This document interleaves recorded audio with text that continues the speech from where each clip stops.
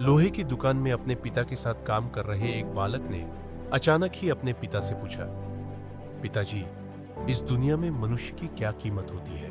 पिताजी एक छोटे से बच्चे से ऐसा गंभीर सवाल सुनकर हैरान रह गए। फिर वे बोले, बेटे, एक मनुष्य की कीमत आंकना बहुत मुश्किल है, वो तो अनमोल है। बालक, क्या सभी उतना ही कीमती और महत्वपूर्ण है?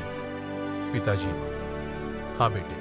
बालक कुछ समझा नहीं, उसने फिर सवाल किया, तो फिर इस दुनिया में कोई गरीब तो कोई अमीर क्यों है?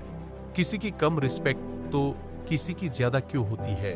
सवाल सुनकर पिताजी कुछ देर तक शांत रहे और फिर बालक से स्टोर रूम में पुडिल्डा एक लोहे का रॉड लाने को कहा। रॉड लाते ही पिताजी ने पूछा, इसकी क्या कीमत होगी? बालक, 200 रुपए।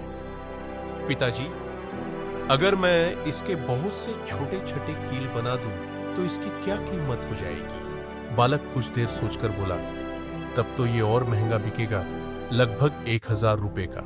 पिताजी, अगर मैं इस लोहे से घड़दी के बहुत सारे स्प्रिंग बना दूं तो? बालक कुछ देर गणना करता रहा और फिर एकदम से उत्साहित होकर बोला, तब तो इसकी कीमत बहुत ज्यादा हो जाएगी। फिर पिताजी उसे समझाते हुए बोले, ठीक इसी तरह मनुष्य की कीमत इसमें नहीं है कि अभी वो क्या है, बल्कि इसमें है कि वो अपने आप को क्या बना सकता है। बालक अपने पिता की बात समझ चुका था। फ्रेंड्स, अक्सर हम अपनी सही कीमत आंकने में गलती कर देते हैं। हम अपनी प्रेजेंट स्टेटस को देखकर अपने आप को वैल्यूलेस समझने लगते हैं, लेकिन हम में हमेशा अथाह शक्ति होती है। हमारा जीवन हमेशा संभावनाओं से भरा होता है। हमारी जीवन में कई बार स्थितियां अच्छी नहीं होती है, पर इससे हमारी वैल्यू कम नहीं होती है।